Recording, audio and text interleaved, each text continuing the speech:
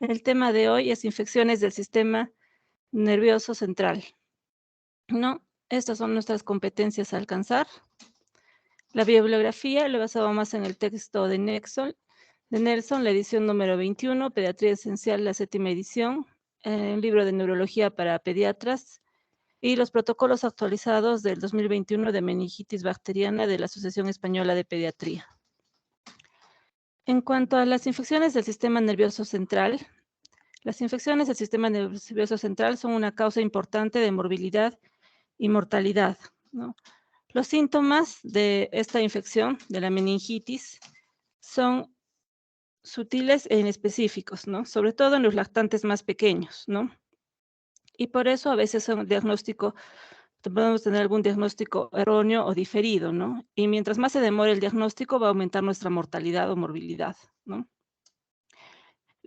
Con el paso de los años, sobre todo los últimos 30 años, la implementación de las vacunas conjugadas múltiples ha reducido en gran medida la incidencia de infección bacteriana del sistema nervioso central. Sabemos que ahora contamos contra la vacuna contra el Haemophilus influenzae y la vacuna contra el neumococo también, ¿no? Entonces, la meningitis bacteriana y en sí las infecciones del sistema nervioso central son una emergencia médica que requieren un diagnóstico temprano y tratamiento también oportuno, ¿no? Mientras más temprano sea el diagnóstico, el pronóstico va a ser mejor, ¿no? Si es una infección a la cual no se le da tratamiento, va a terminar en la muerte, ¿no? Bueno, para recordar este esquema anatómico en el que vemos las meninges, que son 3 capas de tejido conectivo, o sea, 3 membranas que envuelven al sistema nervioso central, ¿no? Iniciando de abajo hacia arriba, la primera es la pía madre, luego tenemos la aracnoides y la dura madre. En cuanto a algunas definiciones que tenemos que tener en cuenta, en meningitis bacteriana tenemos formas difusas, ¿no? Las difusas son la meningitis, en la que vamos a hablar de la inflamación de las meninges. Luego tenemos la encefalitis, que es la inflamación del parénquima, ¿no? Del encéfalo. Y la meningoencefalitis, la inflamación de las meninges y el encéfalo, ¿no? Esto es ¿por qué no? Porque muchas veces los límites entre una meningitis y una encefalitis pueden ser indistinguibles, ¿no? Entonces hablamos de meningoencefalitis, ¿no? También tenemos formas localizadas, ¿no? Como los granulomas, que es una inflamación localizada, los abscesos, una inflamación con cápsula y centro necrótico, las infecciones parameningias y la trombosis del seno cavernoso, ¿no? Que es una inflamación vascular. Otras definiciones, bueno, la meningitis bacteriana, que va a ser la inflamación provocada por bacterias con respuesta de polimorfonucleares en el líquido cefalorraquídeo. Y la meningitis aséptica, que es una inflamación no bacteriana, no puede ser provocada por virus, hongos, parásitos y algunas otras condiciones como drogas o neoplasias.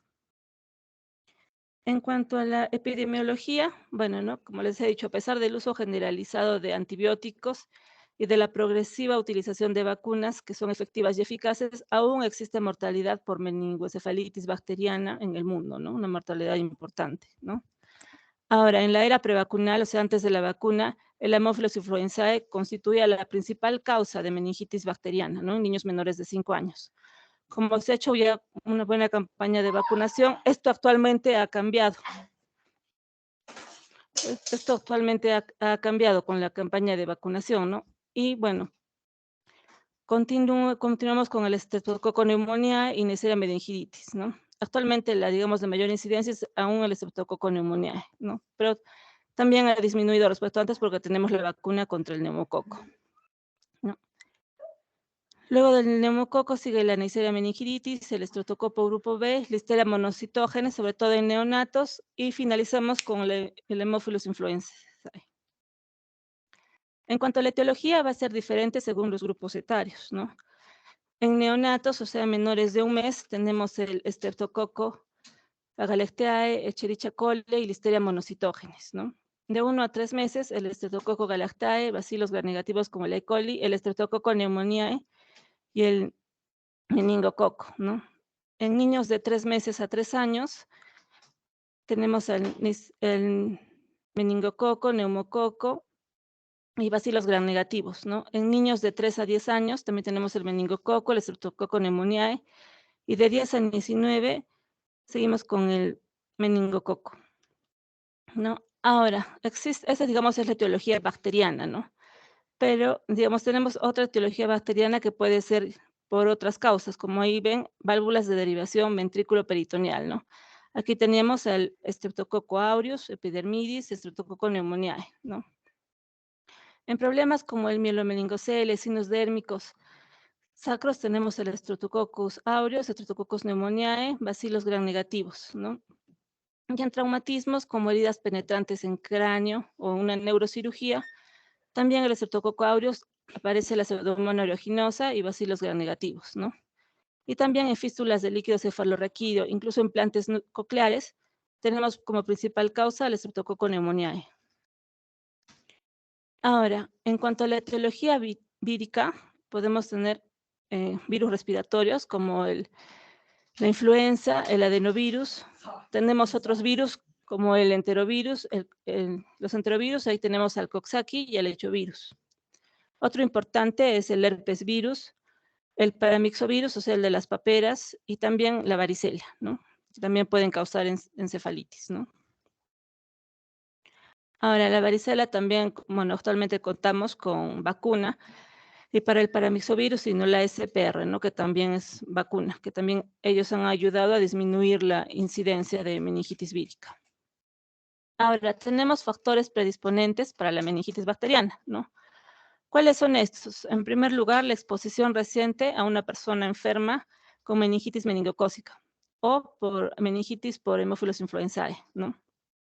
Que el niño haya tenido recientemente una infección, especialmente si esta ha sido una infección respiratoria o una ótica, ¿no? Una otitis media aguda, ¿no? Que la persona, el niño, haya estado de viaje reciente en zonas endémicas de la enfermedad meningocócica. Como les dije, un traumatismo craneal penetrante, ¿no? Otorrea o rinorrea, ¿no? Implantes cocleares, que como te habías dicho, es una causa de meningitis, y defectos anatómicos en neurocirugía reciente, ¿no? Como la colocación de una válvula de derivación ventrículo peritoneal. Este es un video que más o menos nos va a ayudar a ver cómo es la fisiopatología.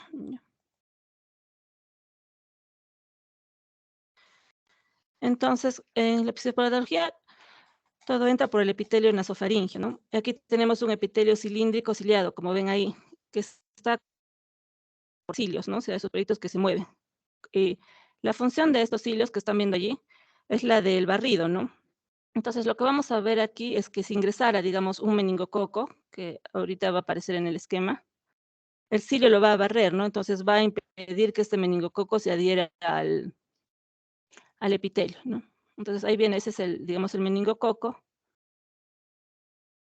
que se empieza a acercar al epitelio y los cilios lo van a barrer, ¿no? Digamos, esto es lo que debe ocurrir, no es la función de los cilios.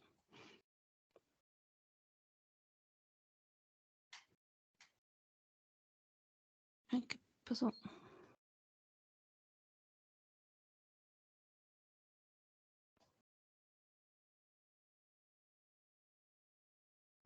A ver, un ratito se ha cortado.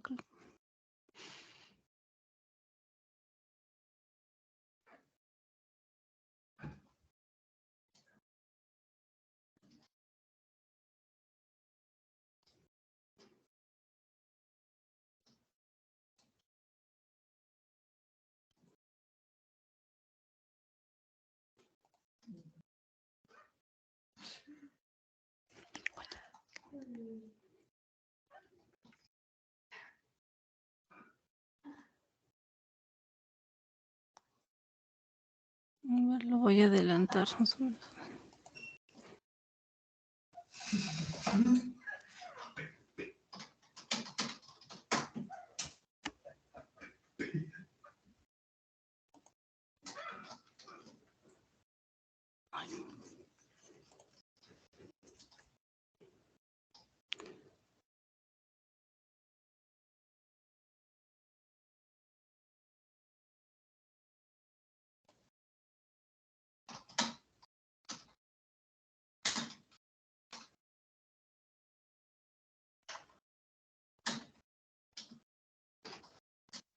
Bueno, ahí estábamos viendo el movimiento de los cilios y cómo ingresaba el meningococo, ¿no? Y era barrido por los cilios.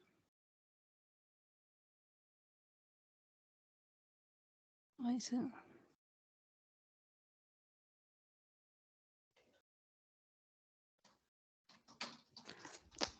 Un momentito, por favor.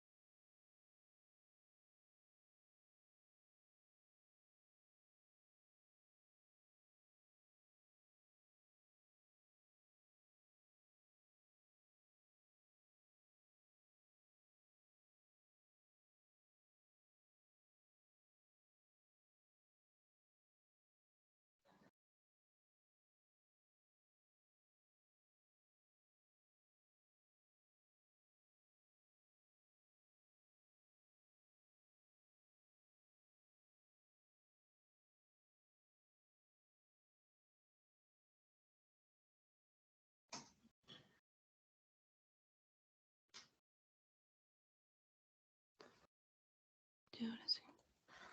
Ya, entonces no lo voy a agrandar porque no sé por qué se corta. Entonces, a veces, como ven ahí, vienen virus respiratorios por una infección respiratoria X, ¿no? Entonces, estos virus dañan lo que son los cilios. Ya, al dañar estos cilios van a permitir que el meningococo pueda adherirse a las células epiteliales, ¿no? Y este meningococo que ya se ha adherido a las células epiteliales va a empezar a migrar, ¿no? A través del epitelio hacia los vasos sanguíneos, ¿no? Una vez que ya están el meningococo, digamos, en el vaso sanguíneo, ya va a constituir lo que es la bacteriemia, ¿no? Y a través de la sangre, esa vía hematógena va a ir al líquido encefalorraquídeo atravesando la barrera hematoencefálica, ¿no? En el líquido cefalorraquídeo empiezan a reproducirse. Y al reproducirse provocan un proceso de cascada inflamatoria, ¿no?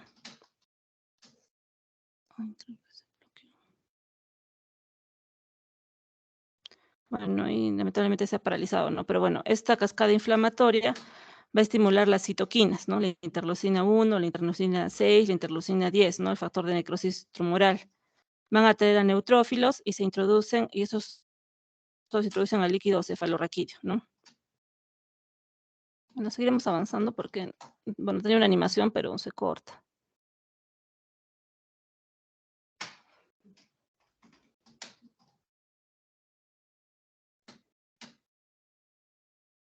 Ya. Bueno, ya pasaremos aquí. Entonces, bueno, esto es más o menos lo que les quería mostrar en el video, ¿no? Que hay una colonización en la nasofaringe, ¿no? Luego las bacterias pasan al torrente sanguíneo, ¿no? Las bacterias eluden a la fagocitosis y llegan a los plexos coroideos, ¿no? En el líquido cefalorraquídeo. Estas bacterias se van a multiplicar rápidamente, ¿no? Debido a la ausencia de defensas inmunitarias del hospedero, ¿no? Hay una reacción inflamatoria, un exudado purulento del espacio subaracnoideo e inflamación meningia, ¿no? Todo esto causa por el aumento del factor de por el factor de necrosis tumoral y la interleucina 1 actúan en el aumento de la permeabilidad de la barrera hematoencefálica, ¿no? Lo que va a causar un edema vasogénico, ¿no? El exudado subaracnoideo obstruye el flujo del líquido cefalorraquídeo a través del sistema ventricular, ¿no? Y va a haber reabsorción de las granulaciones aracnoideas, ¿no? Causando lo que es una hidrocefalia obstructiva comunicante y el edema intersticial, ¿no? Ahora, como hay una disminución del flujo sanguíneo, hay también disminución del aporte de oxígeno, ¿no? Esto lleva a una glucólisis aerobia, aumenta el lactato en el líquido cefalorraquídeo, produciendo acidosis, y por eso tendríamos la hipoglucorraquia, ¿no? O sea que en el líquido cefalorraquídeo, cuando hay la meningitis, está disminuida la glucosa, ¿no? En cuanto al cuadro clínico, en la meningitis el curso es variable, ¿no? Puede ir desde un cuadro progresivo, que durante uno o varios días, hasta un cuadro fulminante, ¿no? En el que va a aparecer manifestación de sepsis y edema cerebral, que se va a desarrollar rápidamente, ¿no? Felizmente, el fulminante es menos frecuente, ¿no? Y generalmente debuta con shock súbito, progresivo, puede haber púrpura o coagulación intravascular diseminada, y esto va a causar que disminuya progresivamente el nivel de conciencia, coma o muerte, incluso en las primeras 24 horas de vida, ¿no? Ese es el fulminante. Ahora, también la presentación clínica depende de la etiología, ¿no? Digamos, del agente causal, ¿no? El tiempo de evolución, la respuesta del huésped, la edad del paciente, ¿no? También es si es un paciente inmunocomprometido o no. Vamos a ver que el cuadro clínico es variable según la edad del niño, ¿no? Por ejemplo, si es un neonato, o sea, menos de 30 días, si es un neonato a término, generalmente es como una sepsis, ¿no? Puede tener fiebre. Un pretérmino tiende más a la hipotermia, ¿no? En cuanto a los hallazgos neurológicos, como les digo, son más inespecíficos, ¿no? El neonato va a estar irritable, puede estar letárgico, hipotónico y puede verse crisis convulsivas también. Y lo que vamos a notar en el neonato es la fontanela bombada. En lactantes, lo que va a haber es fiebre o febrícula, vómitos, decaimiento, rechazo a las tomas, irritabilidad, quejido, convulsiones, ¿no? Y signos de Kerning y Brusinski, ¿no?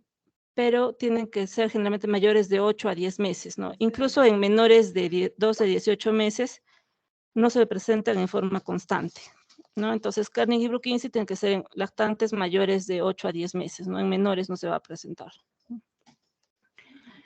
En niños mayores de 2 años vamos a tener fiebre, cefalea, rigidez de nuca, signos de irritación meningia, el Kerning, el Brusinski, que van a estar presentes en el 60-80% al momento del ingreso del paciente, ¿no?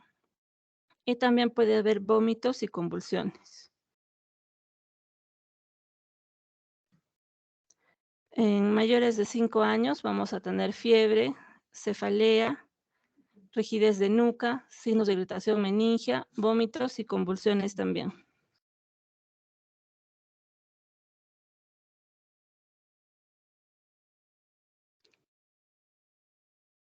Bueno, aquí tenemos un esquema de lo que vamos, los signos que encontramos en la meningitis en los niños. Como les digo, fiebre, rigidez de nuca, inespecíficos, bueno, la somnolencia, ¿no? Los inespecíficos se asocian a una infección sistémica, ¿no? Hay fiebre, astenia, anorexia, cefalea, ¿no? Puede haber incluso síntomas de infección respiratoria superior, mialgias, artralgias, taquicardia, ¿no? Hipotensión. Y también vamos a ver que hay signos cutáneos, ¿no? Que son, digamos, las petequias, la púrpura, un exantema maculo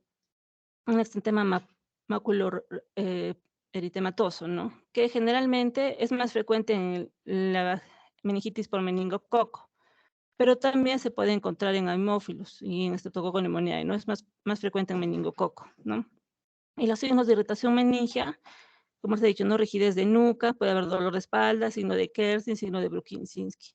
Entonces, en este esquema vemos al niño con fiebre, rigidez de nuca, somnolencia, puede haber vómitos, dolor de las articulaciones, ¿no? Las erupciones, cefalea, temblores y fotofobia también tiene el niño. Entonces, ahí están viendo el exantema del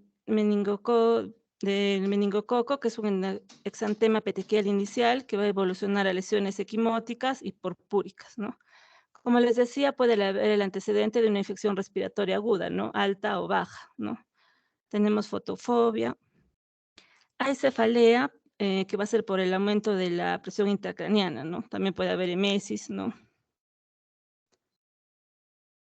Hay convulsiones, edema de papila, ¿no? Y compromiso de los nervios oculomotores, ¿no?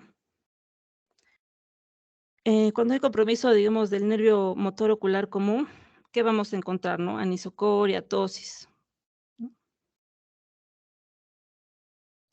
Ahora, también podemos encontrar esta inflamación de los nervios craneales, ¿no? Que puede dar lugar a neuropatías, que pueden ser de los nervios ópticos, de los oculomotores, neuropatías faciales, neuropatías auditivas, ¿no? El aumento de la presión intracraneal también nos va a producir parálisis del nervio oculomotor debido a la compresión del nervio, ¿no? Por el lóbulo temporal durante la herniación tentorial, ¿no? El edema de papila Es frecuente, pero más frecuente en la meningitis complicada, ya ahí es donde es frecuente, ¿no? ¿Qué nos va a sugerir, no? Un proceso más crónico, ¿no? Puede sugerirnos también la presencia de un absceso intracraneal, de un empiema subdural, de una oclusión del seno cavernoso, ¿no?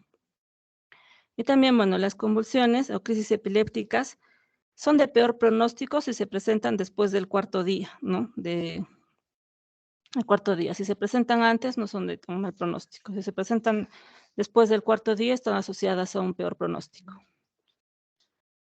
En cuanto a la exploración física, normalmente los pacientes, como les decía, presentan signos y síntomas de infección general, ¿no? O sea que inespecíficos, ¿no?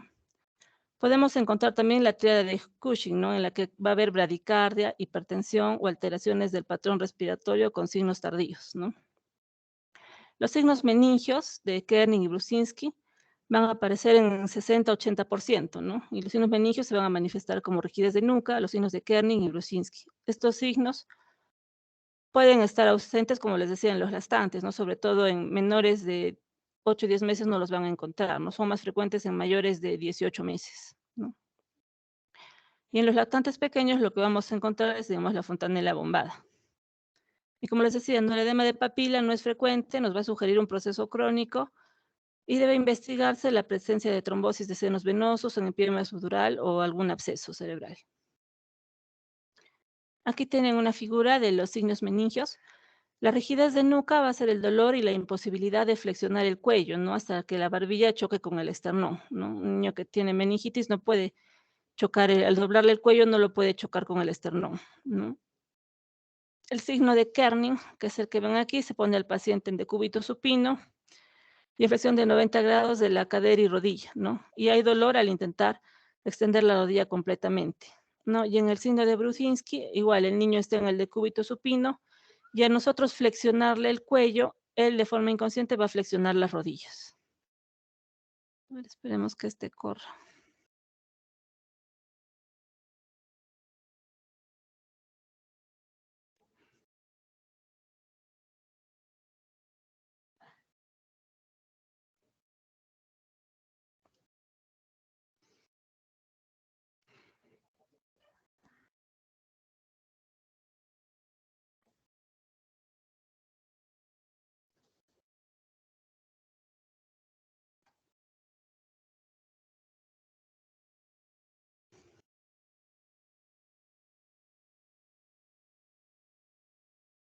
Mm.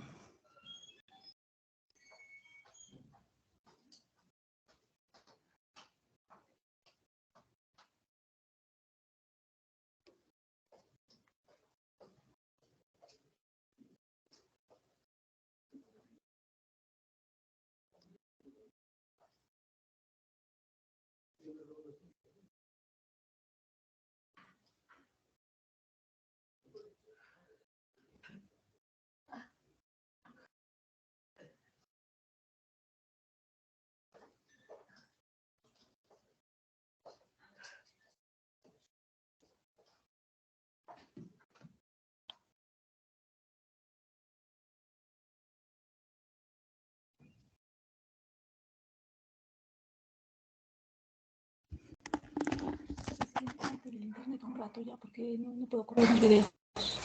Salte.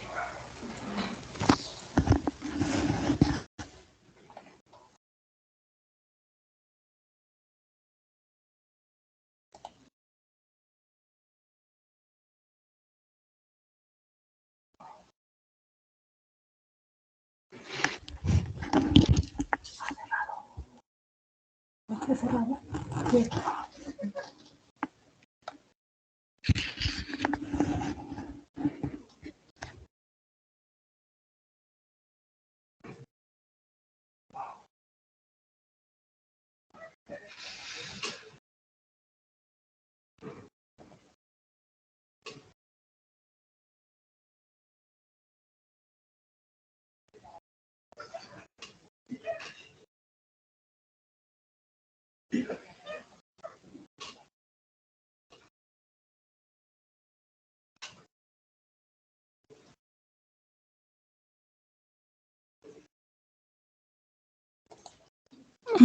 Sí.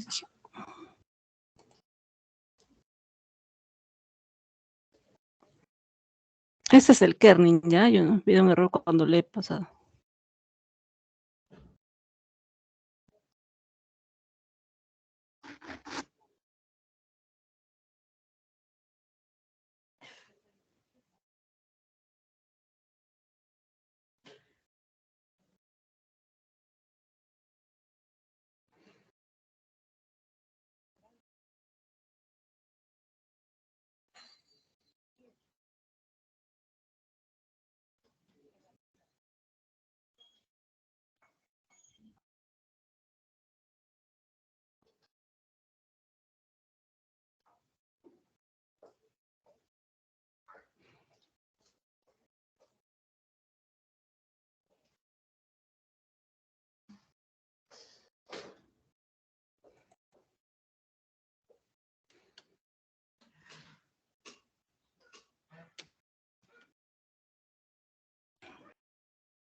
Ya.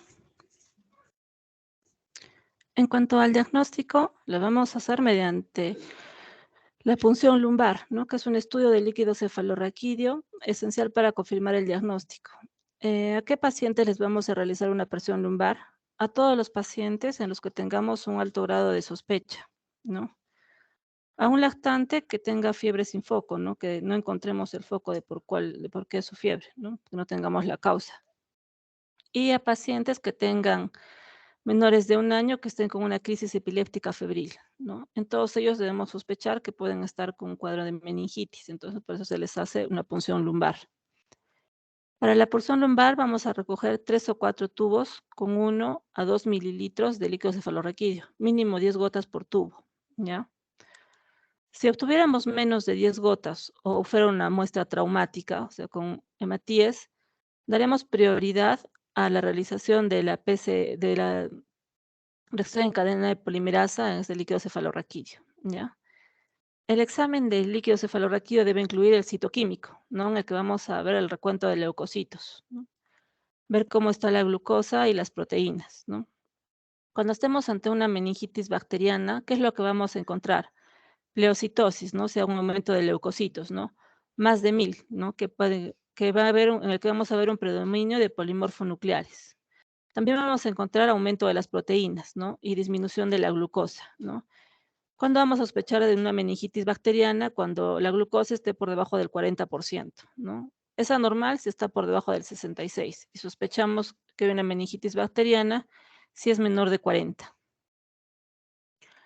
El lactato también se va a elevar en el caso de una meningitis bacteriana, ¿no? Si es más de 3.8 milimoles por litro, nos sugiere que estamos ante un cuadro de meningitis bacteriana aguda, ¿no? Entonces, para diferenciar lo que vamos a encontrar en el líquido cefalorraquídeo, vamos a ver que cuando la etiología es de una meningitis bacteriana, vamos a encontrar los leucocitos más de 1000, ¿no? Como les decía, a predominio de polimorfonucleares hasta un 80%.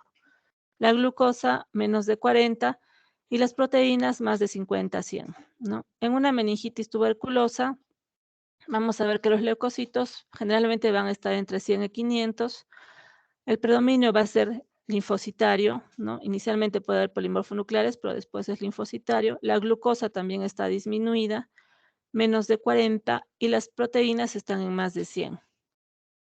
Si estamos ante una etiología de una meningitis viral o vírica, los leucocitos van a estar entre 5 a 500, hay un predominio linfocitario, algunas veces puede haber al inicio predominio de polimorfonucleares, ¿no? La glucosa está normal y las proteínas de 50 a 100.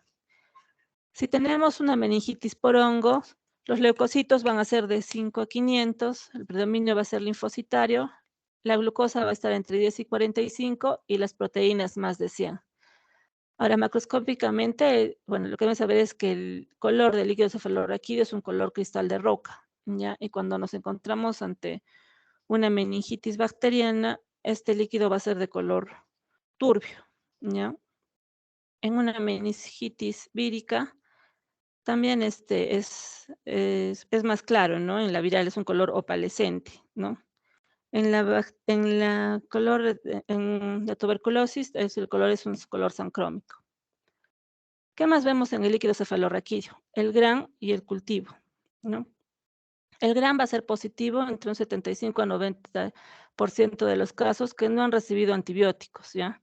Si le hemos dado antibióticos en el meningococo con antibióticos, a las 2 horas ya se negativiza, ¿ya? Y con el neumococo a las 4 horas, ¿no? Entonces también es el cultivo, es el gol estándar para el diagnóstico, pero también es positivo hasta un 70-85% si es que no ha recibido antibióticos, ¿no? Si es que hubiéramos dado antibióticos, puede salir negativo, pero ahí damos preferencia, como han visto, a tomar el PCR, ¿no? La reacción en cadena de polimerasa, ¿no? En los paneles que nos van a decir cuál es, digamos, la etiología de esta meningitis. La PCR bacteriana en el líquido cefalorraquídeo tiene alta sensibilidad, 86 a 100%, y especificidad de 92 a 100%, ¿no? Como les decía, es útil cuando se ha realizado la PL después de darle antibióticos, ¿no? Al paciente, ¿no? O en los casos que tengamos un cultivo negativo, ¿no? Existen los paneles de PCR para meningitis, encefalitis, con los gérmenes más frecuentes, que sean bacterianos o víricos, ¿no? Lo que es de gran ayuda cuando no tenemos en claro cuál es la etiología a la que nos estamos enfrentando. También tenemos la detección de antígenos. La aglutinación en látex no se recomienda de rutina actualmente, ¿no? Pero en el caso de meningitis neumocócicas, el test inmunocromatográfico que detecta el C polisacárido de la pared de todos los neumococos va a tener una sensibilidad entre el 95 a 99% y una especificidad del 100%. Y no se ve afectado por la antibioticoterapia, ya que persiste varias semanas en el líquido cefalorraquídeo, ¿no? Tiene una reactividad cruzada con Echinnitis y Streptococcus aureus. Ante la sospecha de una meningitis tuberculosa, debemos solicitar la atención de Silnilsin. Un ADA más de 8 unidades internacionales por litro es sugestivo de la etiología tuberculosa, ¿no? También le pediremos PCR y cultivo, ¿no? Si sospechamos de origen fúngico, nos va a ayudar la extensión con tinta china, el cultivo y el antígeno para Cryptococcus neoformas. Como les dije, los cultivos de líquido cefalorraquídeo se negativizan 2 horas después de iniciar el tratamiento antibiótico en las meningitis por meningococo y 4 horas después en las meningitis por neumococo. En los pacientes que no han recibido antibiótico, los cultivos son positivos hasta un 85%.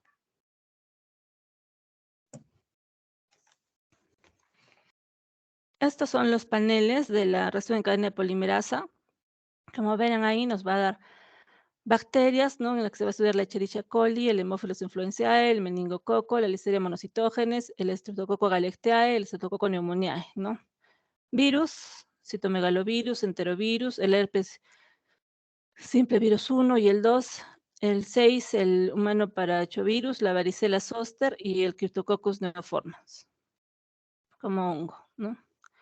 ¿En quiénes está contraindicada la punción lumbar, no? Cuando estemos sospechando de hipertensión endocraniana o riesgo inminente de hipertensión, ¿no? Cuando el paciente tenga signos de focalización, ¿no? Cuando haya compromiso cardiorrespiratorio o hemodinámico en el paciente, ¿no? Si es que hay una infección local en la zona donde vamos a realizar la punción lumbar, ¿no? Y si tiene historia o signos de síndrome hemorrágico. Otros exámenes auxiliares que podemos pedir son el hemograma, ¿no? En el que veremos que los leucocitos están aumentados, ¿no? La proteína C reactiva, ¿no? Que también nos va a ayudar más o menos a discriminar entre una infección bacteriana y viral, ¿no? Podemos pedir también el hemocultivo, ¿no? Y si fuera necesario, otros cultivos, ¿no? Ya sean lesiones de piel y mucosas, derrames pericárdicos, derrames articulares, ¿no? El ácido láctico va a estar aumentado en la meningitis bacteriana y micótica, ¿no? Pero no en la viral. Cuando sospechemos de neumonía por Streptococcus pneumoniae, vamos a pedir una radiografía de tórax, ¿no? Porque el 50% de las meningitis por neumococo también presentan neumonía. Y un AGA y electrolitos que nos va a permitir detectar hiponatremia si estamos sospechando de oncijas y también medir la glucosa, urea y creatinina. Cuando no podamos hacer nuestra punción lumbar, podemos hacer una tomografía, ¿ya? La tomografía hacemos si se presenta deterioro neurológico importante, rápido, o estamos sospechando de del aumento de la presión intracraneana, ¿no? Focalidad neurológica, historia de hidrocefalia, neurocirugía reciente o trauma, o también papiledema, ¿no? Pero no diferimos la antibiótico-terapia hasta después de realizar la tomografía, ¿no? Iniciamos los antibióticos de forma empírica, ¿no? Porque como les he dicho, no se debe esperar, ¿no? Mientras más demoremos en dar el tratamiento antibiótico, el pronóstico va a ser peor, ¿no? Si es un lactante menor que todavía no se han cerrado las fontanelas, le pediremos una ecografía transfontanelar, ¿no? O ecodoppler transcranial, ¿no? Los criterios diagnósticos, el criterio diagnóstico de certeza es el aislar el germen, ¿no? En el líquido cefalorraquídeo o en la sangre, ¿no? O sea, en un hemocultivo o en el cultivo del líquido cefalorraquídeo, ¿no? Los diagnósticos, los criterios, digamos, de probabilidad serían alteraciones bioquímicas en el líquido cefalorraquídeo, ¿no? Que vea si es que hay pilositosis, si está aumentada las proteínas, si está aumentada la glucosa, ¿no? Positividad de exámenes inmunológicos y, bueno, incremento de la celularidad, ¿no? Pero el diagnóstico de certeza va a ser el aislar el germen en el líquido cefalorraquídeo o en el hemocultivo. En cuanto a los diagnósticos diferenciales, bueno, en el recién nacido se presenta como una sepsis, como les decía, síntomas inespecíficos. También tenemos que, como diagnóstico diferencial, plantear una hemorragia intracraneana, una encefalopatía hipóxico-isquémica y trastornos metabólicos, ¿no? También hacer el diagnóstico diferencial con una convulsión febril, ¿no? Con meningismo, ¿no? En el que va a haber irritación meningia, hipertensión endocraniana, pero con líquido cefalorraquídeo normal, ¿no? Una meningoencefalitis por virus, la evolución va a ser subaguda y hay el antecedente epidemiológico, ¿no? De haber estado con eso. Por ejemplo, con un niño que está con varicela y después empieza a presentar síntomas neurológicos, ¿no? Tendremos también hay que ver cómo está el líquido cefalorraquídeo, si en el panel viral nos salió algún agente viral y el PCR para este virus, ¿no? En una meningitis por tuberculosis veremos el antecedente epidemiológico, ¿no? El contacto, como las características de ese líquido cefalorraquídeo. Una radiografía de tórax nos puede ayudar, el PPD, el BK, el cultivo y la PCR, ¿no? En un absceso cerebral, ahí tendremos que pedir para confirmar una tomografía, ¿no? Va a haber focos sépticos vecinos, curso insidioso, signos de focalización. En una meningoencefalitis por hongos, vamos a ver el curso subagudo y en el líquido cefalorraquídeo pediremos tinta china para confirmar el diagnóstico por hongos. También debemos diferenciarlo de un epiema subdural, de una MEC por leucemia, un tumor cerebral también. Ahora, para iniciar el tratamiento antibiótico, digamos, tenemos el score de Boyer, ¿no? Que lo vamos a usar en niños mayores de 3 meses, ¿no? Pero no debemos usarlo si es que ya hemos dado antibiótico, ¿no? Entonces, ¿qué vamos a evaluar aquí, no? La fiebre, ¿no? Que si es menor de 39.5 no nos da puntaje, si es más de 39.5 nos da 1 punto, ¿no? Si hay lesiones de púrpura, sí o no, ¿no? Si hay complicaciones neurológicas, ¿no? Sí o no, ¿no? Esto se refiere a convulsiones, alteraciones del sensorio, hemiparesia. ¿Cuánto es el recuento de células en el líquido cefalorraquídeo, no? Si es menos de 1000, de 1000 a 4000, más de 4000, ¿no? Los polimorfonucleares en el líquido cefalorraquídeo, ¿no? Si son menos de 60 o más de 60, ¿no? Si hay proteínas en el líquido cefalorraquídeo, menos de 90, entre 90 a 140, más de 140. La glucosa, ¿no? Si es mayor de 35, si está entre 20 y 35 o menos de 20, ¿no? Y en el hemograma, los leucocitos, si son menos de 15.000 o más de 15.000, ¿no? Si obtengo de 0 a 2 puntos, es una probable meningitis vírica, ¿no? Entonces todavía no le daré antibiótico, ¿no? Tendré una actitud expectante. Si tengo entre 3 a 4 puntos, valoraré según la evolución del paciente si le doy antibióticos o no. Si tuviera más de 5 puntos, me orienta bastante a una probabilidad de meningitis bacteriana. Entonces ya deberé empezar el tratamiento antibiótico de inmediato. En cuanto al tratamiento, tenemos primero medidas generales, ¿no? Entonces, iniciar el tratamiento antibiótico precozmente, si se puede, después de haber tomado la punción lumbar, pero si no, lo tendremos que iniciar antes de forma empírica, ¿ya? Monitorar constantemente la diuresis, el nivel de conciencia y si hay signos de focalización, ¿no? Si hay parestesias, temblores, ¿no? Otro objetivo es disminuir la presión intracraneana, ¿no? Con analgesia, elevando la cabecera 30 grados, ¿no? Dar agentes hiperosmolares, ¿no? Como suero salino hipertónico, el malnitol, evitar la restricción de líquidos y las soluciones hipotónicas, ¿no? Que pueden disminuir la presión de perfusión cerebral. Ahora, puede haber pacientes en los que sea necesario referirlos a UCI, ¿ya? ¿Quiénes van a ser estos pacientes? Los que presenten shock, ¿no? En el que vamos a ver hipotensión, oliguria, hipoperfusión capilar, taquicardia, acidosis metabólica. En la que veamos púrpura o tengamos datos de coagulación intravascular diseminada, ¿no? Pacientes que tengan, en los que podamos observar signos de focalización, ¿no? Pacientes que estén con crisis convulsivas, ¿no?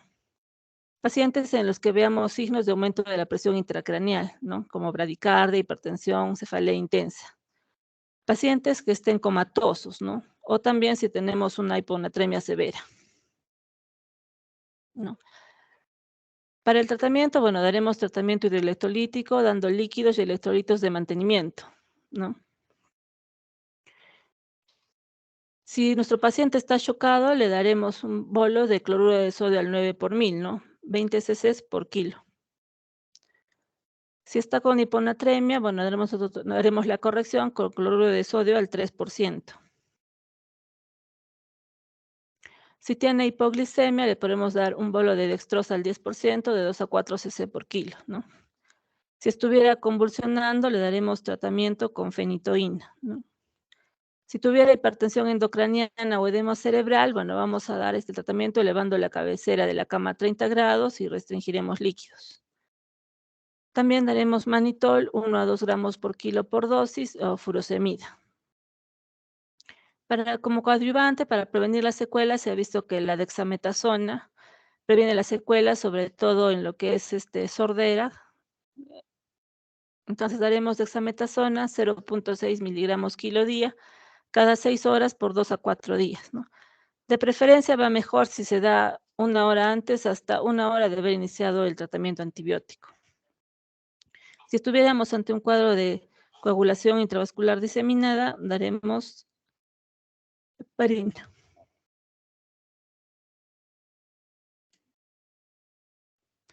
En cuanto a los antibióticos, nos ayuda aquí ver lo que es el grupo etario. Eso nos va a orientar en nuestra antibioterapia empírica. Si es un neonato, le daremos cefotaxima, ampicilina, ¿no? Ampicilina por el Listeria monocitógenes, ¿no? Si es de 1 a 3 meses y tiene alto riesgo de neumococo o bajo riesgo de neumococo, le daremos cefotaxima, ceftriaxona más vancomicina, ¿no? O sea, una cefalosporina de tercera generación más vancomicina. Si estamos sospechando de la patología neuroquirúrgica, daremos vancomicina, cefepime o meropenem. Si es un paciente inmunodeprimido, asociaremos ampicilina, cefecime y vancomicina.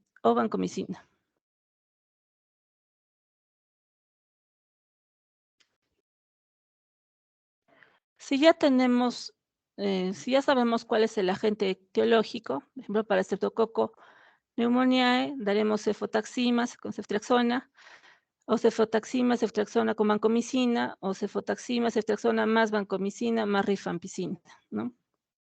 En el caso de Neisseria meningitis, daremos ampicilina o penicilina, ¿no? Y cefotaxima o ceftriaxona. En caso de Haemophilus influenzae, daremos ampicilina y cefotaxima o ceftriaxona. En el caso de Staphylococcus aureus, daremos cloxacilina, rifampicina, vancomicina, o más rifampicina y linezolid. En el caso de Escherichia coli y otras bacterias, o ceftriaxona. En Listeria monocitógenes, ampicilina, ¿no? O penicilina G. En Streptococcus agalactae, ampicilina o penicilina G. Y en el caso de Pseudomonas aeruginosa, cefepime o ceftazidima más amicacina o tobramicina. En cuanto a la duración del tratamiento y la dosis, ampicilina vamos a dar entre 200 a 300 miligramos kilo día, dividiéndolo cada 6 horas. La cefotaxima, 200 a 300 miligramos kilo día, dividiéndolo cada 6 o cada 8 horas, ¿no? La ceftriaxona, 100 miligramos kilo día cada 12 o cada 24 horas, ¿no? Cefepime, 150 miligramos kilo día cada 8 horas. Meropenem, 120 miligramos kilo día cada 8 horas. Rifampicina, 20 miligramos kilo día cada 12 horas, ¿no? Y vancomicina, 60 miligramos por kilo por día cada 6 horas.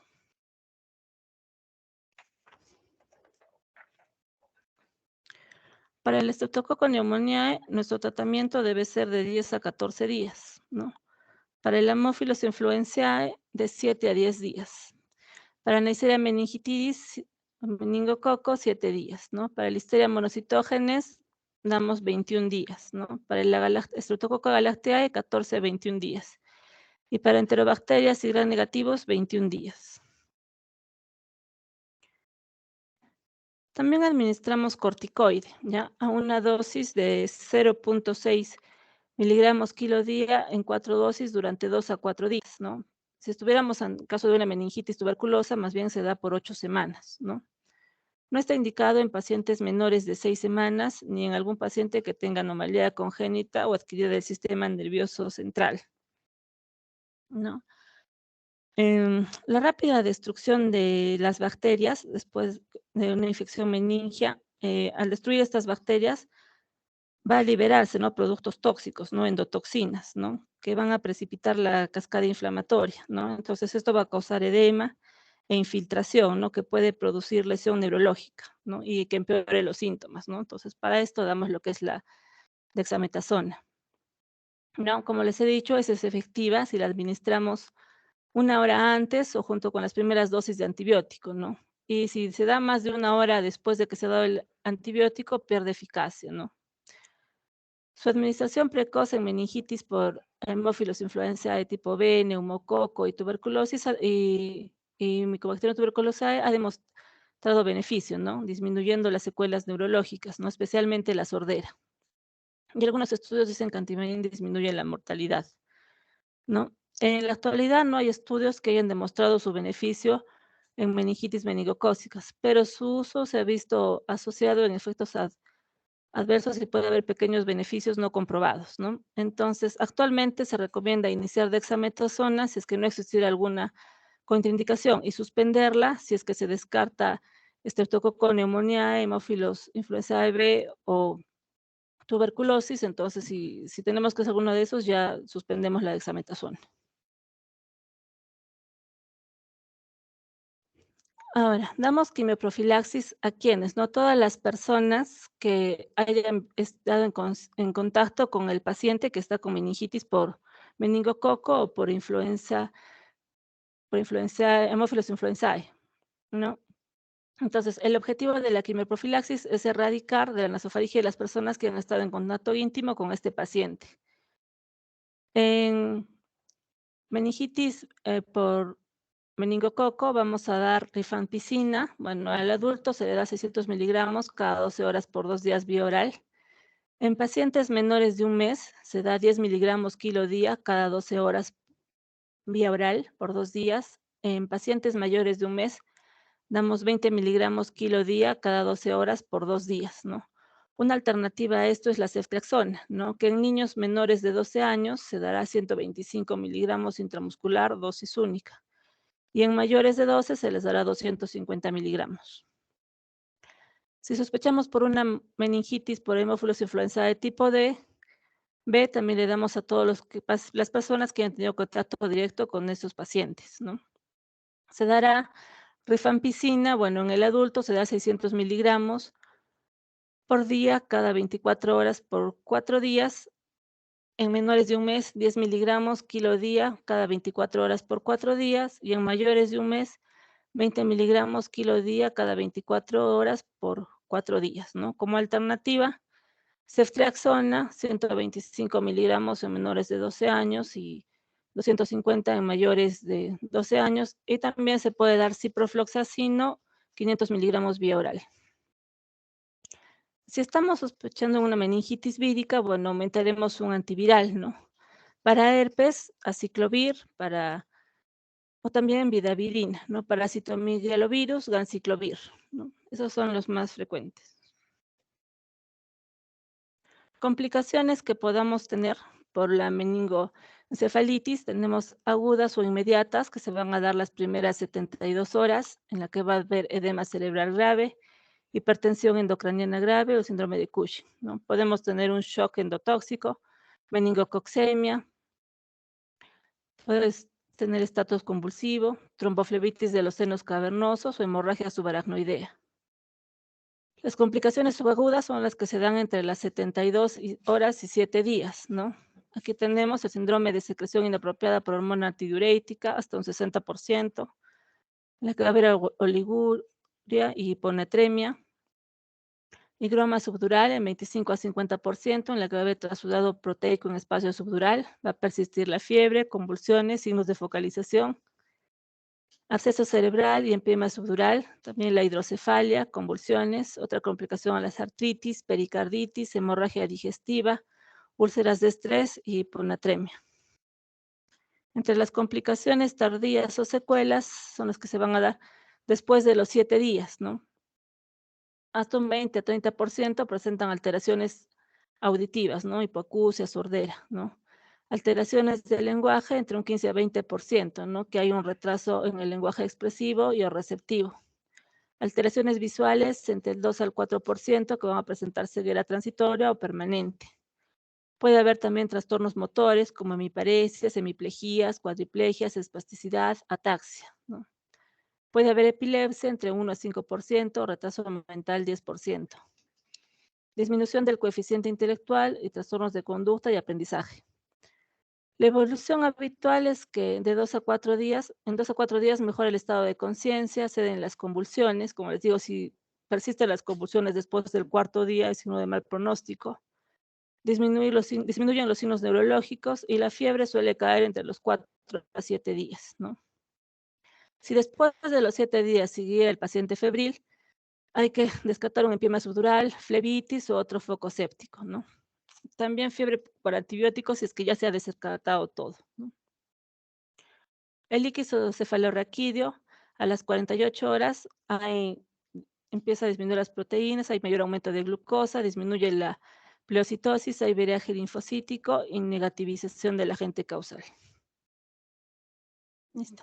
Y eso es todo. Ya lo voy a hacer rapidito.